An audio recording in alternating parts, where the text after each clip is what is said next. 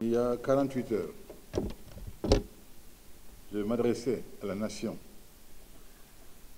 dans un souci d'apaisement, mais avec la volonté réelle de faire pour notre pays ce qui se doit en ce moment, et je l'avais dit à maintes occasions.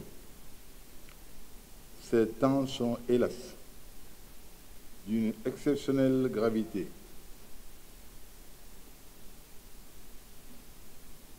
Tout y concourt.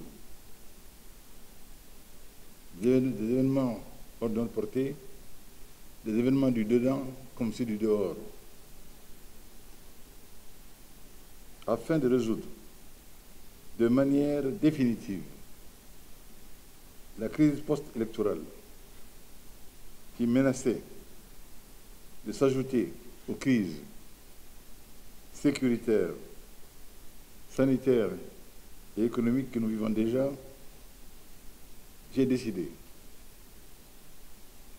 de mettre fin à la crise scolaire en instruisant l'application immédiate, pleine et complète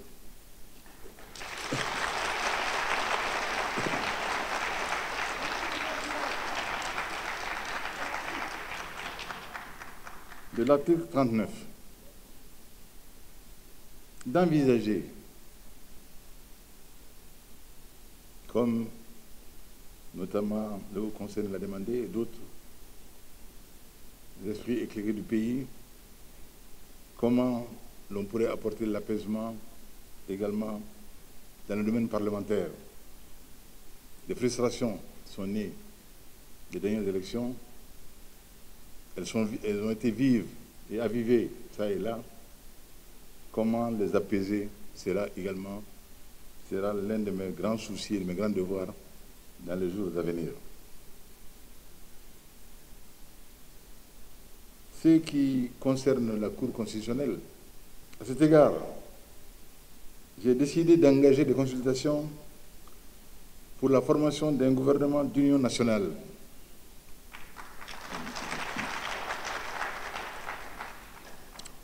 Mon projet n'a jamais été d'exclure qui que ce soit. Mes chers compatriotes, je perds la gravité des décisions que je viens de prendre. Et je les prends dans l'intérêt de mon pays. C'est en mesurant tous les enjeux que j'ai pris les décisions annoncées. Elles n'ont pas été faciles, mais je le fais pour le Mali, je les assume.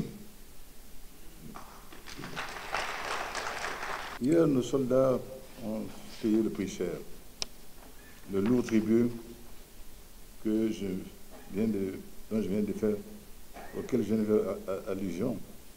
Je m'incline devant leur mémoire. Cette guerre sera longue et coûteuse, mais nous la gagnerons. Nous la gagnerons si nous gagnons également celle de la paix des esprits. S'agissant de la grave pandémie du Covid-19, qui a mis le pays à genoux, beaucoup de pays à genoux, le monde à genoux, devrais-je dire. Malheureusement, j'ai le sentiment, chers parents, je le répète encore une fois, que cette pandémie n'est pas crue au niveau où elle devrait l'être.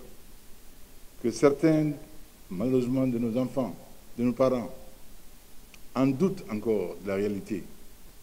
Je voudrais, enfin, pour terminer, dire que nous ne pouvons pas ne pas évoquer le sort injuste fait à mon frère, à mon cadet Ismaïla Cissé. Sachez qu'il est en vie.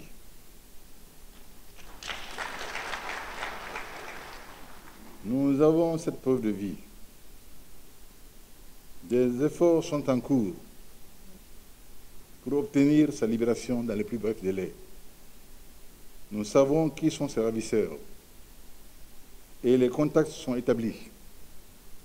Inch'Allah, il sera de retour parmi nous tel que l'a dit notre frère en mission, mission heureuse, le Premier ministre Ousmane Issoufi Maïga, que je voudrais saluer pour le labeur patient, discret, persévérant qu'il conduit et qu'il a conduit jusqu'ici dans quelquefois l'incompréhension et même sous l'injure imméritée. Soumaïla, je vous le dis donc, est en vie et nous souhaitons qu'il soit parmi nous dans les meilleurs délais. Je l'espère, Inch'Allah. Nous sommes en empathie vive et réelle avec lui.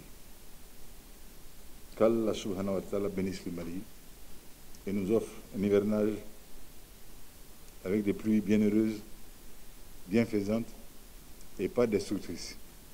Merci, chef. Merci bien.